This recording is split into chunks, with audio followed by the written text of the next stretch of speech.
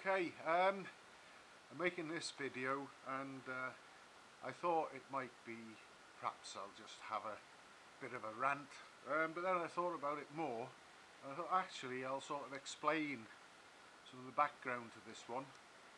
And occasionally I get people watching my videos and commenting, and constructive criticism and whatever, that's fine, and we all have different opinions and views and ideas and so on, I accept that. But when I get asked, why do you do that, or I wouldn't do that way, I'd do it this way or whatever, well, shove off and do it your way then, and I'll carry on doing it mine, thank you, because it's all mostly worked since 1976. Recently, one such thing was a comment about how I tickle the carburettor, and why do I jab the button like that rather than just hold it down. Well, I've done both actually, but it's called a tickler button, and that's probably because of the action done when you do that, tickling it. Otherwise it perhaps would just be called, I don't know, a float holding down plunger, something else like that maybe, but it's a tickler button and it's worked for me, and I've seen lots of other people doing it. And I thought about it and I thought, well, yeah, okay, so sure, you can hold it down until the petrol comes and the float chamber's full, and that'll work. And like I say, I have occasionally done that myself, but more often than not I do it this way. And I started to think about the potential differences in what might happen depending on which way you do it. And I know that for a fact that sometimes if a machine has been laid up for a little while, say, and you turn the fuel on, sometimes the float needle can get stuck, or it might jam open when you press the tickler like that, and you let go and it just carries on shoving fuel out, and you have to turn the petrol tap off and start the engine, or give the side of the carburettor a bit of a rap with a screwdriver or something. And if you're doing that, you're agitating the float needle, moving it up and down in its housing, so if there's any slight something in there that might be just about waiting to cause the float needle to stick, doing that might get it moved, help keep the float needle free perhaps, I don't know. But the other thing, when you hold the button down, you hold it down until obviously petrol will squirt, and then the obvious thing to do is let it go, and you can probably start your engine. But another thing, if you're actually agitating the float needle and the float itself, the float will be doing that as you're doing this. That float being rapidly plunged down in the petrol displaces the petrol and may even force some up through the needle jet, the main jet and the needle jet, and into the choke perhaps. So it might actually be a better way of priming the engine to get it started. Whereas if you hold it down, I know that when you get fuel squirting out of there, it's already above the needle jet and the emulsion tube, but when you're doing this, to some degree at least, you must be pumping the petrol in there. So I don't know, maybe that could be another reason behind it, but I'll carry on tickling the carburettors that way. It's worked for me.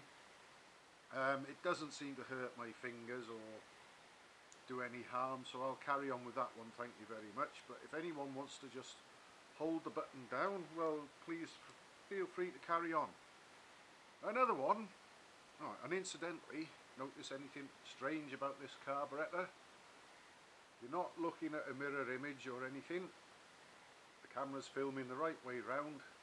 This is one of the rather rare Amel monoblock 689s, which is a mirror image of a 389, and it would have been used as one of a pair where the float chambers would have both faced out the way of each other on a machine. So as you sit on the bike, this would have been on the right hand side of a twin carburettor machine. So that's a little bit about that one. Another one I got pulled up on is actually when I was riding a Trident in one of my videos. Why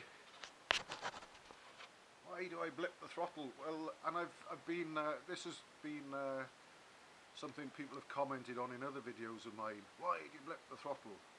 Well, why not? It's my choice, and that's how I choose to ride. But another reason for it, especially say at a junction or something, most of my bikes will tick over or idle most of the time. I've had a little bit of fun and games with this one,